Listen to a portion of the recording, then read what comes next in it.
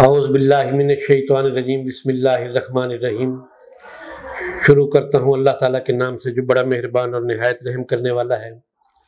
دعا ہے اللہ تعالیٰ ہم سب کو دین و دنیا کی کامیابیوں سے ہمکنار کرے اور بیماروں کو اپنے فضل و کرم سے شفاء کلی عطا کرے۔ احباب، آپ کا دوست، آپ کا بھائی حکیم احمد رضا دیوان حاضر خدمت ہے۔ احباب، الحمدللہ میرے مطلب کے اندر مریضوں کا آنا جانا بہت زیادہ رہتا ہے، تو جس میں ہر مرض کا مریض ہوتا ہے، معدے کے حوالے سے، جگر کے حوالے سے، دیگر امراض کے حوالے سے، لیکن بے اولادی اور مردانہ امراض کے حوالے سے خصوصاً لوگوں کو آنا جانا رہتا ہے، اور الحمدللہ بڑی دور دور سے لوگ آتے ہیں اور خالق کائنات کے فضل و کرم سے شفا یاب ہوتے ہیں۔ تو میرا ایک مشن ہے، مقصد ہے کہ ایک جو تندرست معاشرہ ہے، ایک تندرست و توانا معاشرہ ہی آگے ایک تندرست اور توانا معاشرے کی تشکیل کر سکتا ہے۔ کوئی شخص ماں کے پیٹ میں سے نامرد پیدا نہ ہو، کیونکہ اگر نامرد ماں کے پیٹ سے پیدا ہوا تو اس کا کوئی علاج نہیں ہے، کیونکہ بعض دفعہ میں نے ایسے مریضوں کو مشاہدہ کیا ہے جو ماں کے پیٹ سے نامرد پیدا ہوئے ہیں، ان کے خصیتیں نہ ہونے کے برابر ہوتے ہیں اور نفس بالکل نہ ہونے کے برابر ہوتا ہے، تو ایسا مریض تو یقیناً ٹھیک کسی سے بھی نہیں ہو سکتا۔ ہاں، اگر کسی اور وجہ سے اس کی نامردی ہے تو وہ شخص قابل علاج ہے اور اس کا علاج ہو جاتا ہے، اور الحمدللہ بہت اچھا علاج ہوتا ہے۔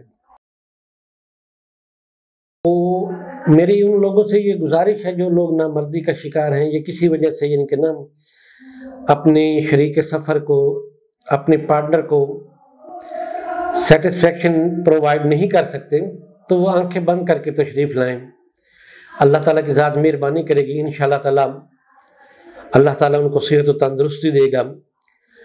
اور دیکھیں، بات اس طریقے سے کسی بھی انسان کو کسی بھی بیماری کا کسی وقت بھی ہو جانا کوئی ایسا مسئلہ نہیں ہے، لیکن جو علاج ہے وہ سنت طریقہ ہے۔ علاج کے معاملے میں غفلت نہیں کرنی چاہیے کبھی بھی انسان کو۔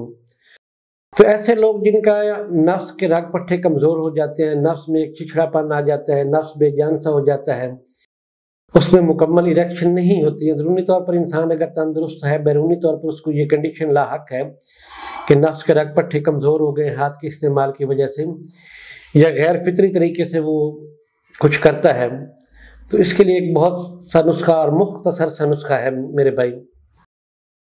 اس طرح کرنا ہے کہ 6 گرام شگرف لے لینا ہے، 6 گرام اکرکرہ لے لینا ہے، 1 گرام زعفران لے لینا ہے، 1 گرام بیر بہوٹی لے لینی ہے، اور 3 گرام جو ہے وہ مال کنگنی لے لینی ہے۔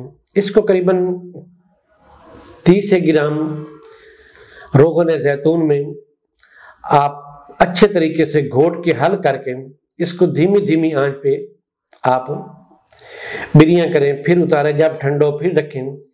اس طریقے سے 8-10 دفعہ کرنے سے جو ہے آپ کی مالش تیار ہو جائے گی، اور اس کو آپ 1 ٹائم یا 2 ٹائم نفس کے اوپر تلا کریں، انشاءاللہ تعالیٰ جو مردہ رگ پٹھے ہیں ان کے اندر بھی اثر نو جان آ جائے گی۔